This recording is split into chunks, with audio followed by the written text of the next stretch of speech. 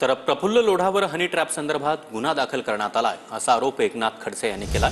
प्रफुल्ल लोढा गिरीश महाजनांचा मोठा समर्थक असल्याचा दावाही खडसे यांनी केलाय। प्रफुल्ल लोढाकडे 7 ते 8 वर्षात 50 ते 60 कोटींची मालमत्ता कशी आली असा सवाल देखील खडसे यांनी विचारलाय। जामनेर आणि पहूरमध्ये पोलिसांनी धाडी टाकल्यात असं देखील खडसे म्हणालेत। प्रफुल्ल लोढाच्या घरी सीडी मिळतेय का यासाठी धाड टाकल्याचंही खडसे यांनी म्हटलंय।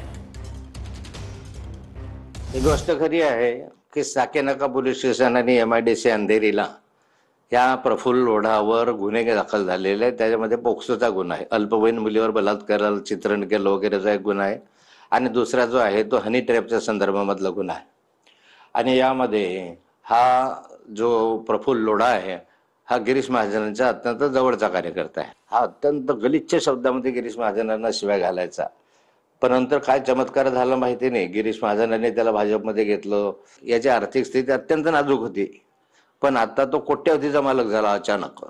आजही त्याच्या प्रॉपर्टीची तपासणी केली तर त्याच्याकडे 50-60 कोटी रुपयाची प्रॉपर्टी या अगदी 8 वर्षामध्ये 7 वर्षामध्ये त्याच्याकडे जमा झाली। ती कशी झाली हा एक संशोधनाचा विषय आहे, पोलिसांनी त्याचा तपास केला पाहिजे। पण ह्याचं नाव नेहमी पोलिसांच्या सीडीमध्ये आपल्या या हनी ट्रॅप मध्ये आलं, पूर्वी पण आलेलं होतं। अनिल देशमुख त्या कालखंडामध्ये गृहमंत्री होते, त्या कालखंडामध्ये एक तक्रार आलेली होती। त्या तक्रारीच्या अनुषंगाने याच्या सर्व प्रिमायसेसवर त्या कालखंडामध्ये रेड घालण्यात आली होती।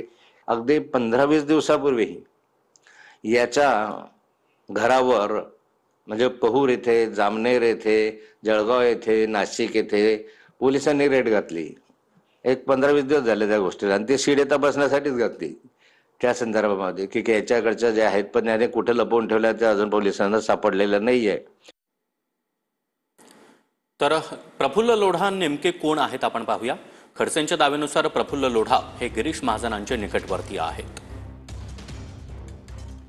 याआधी प्रफुल्ल लोढा यांनी महाजनांवर गंभीर आरोप केल्याचा दावाही खडसे यांनी केला।